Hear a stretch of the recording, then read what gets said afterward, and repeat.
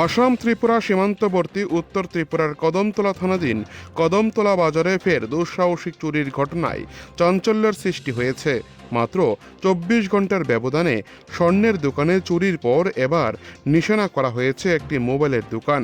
পরপর এমন ঘটনায় আতঙ্কিত ও ক্ষুব্ধ হয়ে উঠেছেন বাজারের ব্যবসায়ীরা। জানা গেছে, কদমতলা সবজি বাজারের সামনে দ্বিতল ভবনে অবস্থিত জেকে মোবাইল নামে দোকানের মধ্যে বুধবার গভীর রাতে চুরিকাণ্ড সংঘটিত হয়। দোকানের মালিক কামরুল হোসেন জানান, প্রতিদিনের মতো বুধবার রাত প্রায় 10টার দিকে দোকান বন্ধ করে বাড়ি চলে যান তিনি। বৃহস্পতিবার সকাল প্রায় 11টায় দোকান খুলতেই দেখতে পান দোকানের ভেতরের সমস্ত জিনিসপত্র এলোমেলো অবস্থায় পড়ে রয়েছে। প্রাথমিকভাবে তদন্তে জানা যায়, দুষ্কৃতিকারীরা দোকানের টিনের ছাউনি কেটে ফলস সিলিং ভেঙে অত্যন্ত কৌশলে ভেতরে প্রবেশ করে। এরপর দোকানের বৈদ্যুতিক সংযোগ ও সিসিটিভি তার কেটে দেয়। পাশের একটি দোকানের সিসিটিভি ফুটেজে চোরের কোমর পর্যন্ত অংশ দেখা গেলেও মুখমণ্ডল ধরা পড়েনি, কারণ সে আগে থেকেই ক্যামেরার সংযোগ বিচ্ছিন্ন করে দেয়।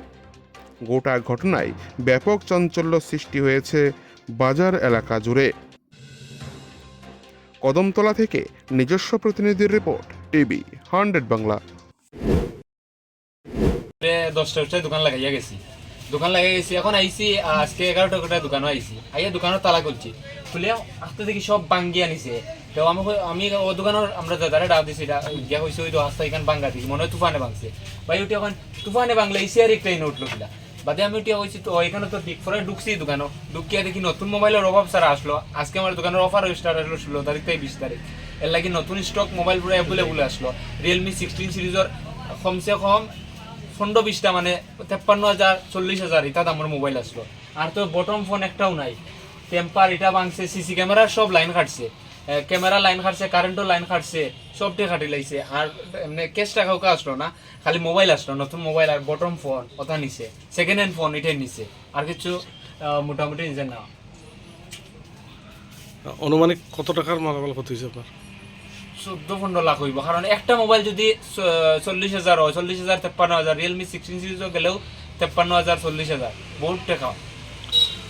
ওই পুলিশ প্রশাসনটা জানাইছিলেন? পুলিশে ফোন করছি, আইসো না সারা হলে দেখিয়া গেছেন, এন্ট্রি করিয়া গেছেন।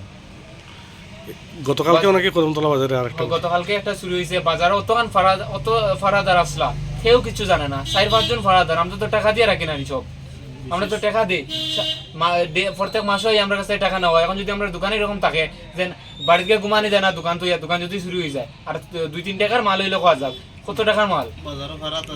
এখন আপনি কি? আমি তো এখন আমরা দোকানে জেলা পাওয়া যায়, ওলা আমরা পাইতাম। আর বাইরে একটু কথা হইলাম।